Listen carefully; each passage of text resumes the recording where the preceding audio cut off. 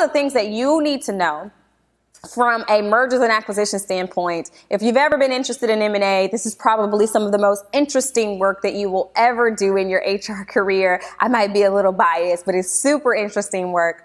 You have to develop an integration project plan. So how do we, if we merge with a company, or we acquire another company, how do we integrate those plans together? Those two different cultures, two different climates, two sets of employees, how do we integrate all of those things together?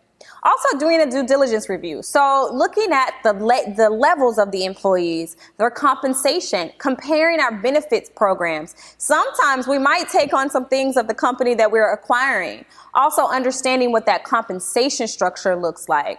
Determining the leadership assignments. This is really key, because if you are acquiring another company that has a CEO or a CFO, you're not going to need two of those. So you got to understand, what do you do?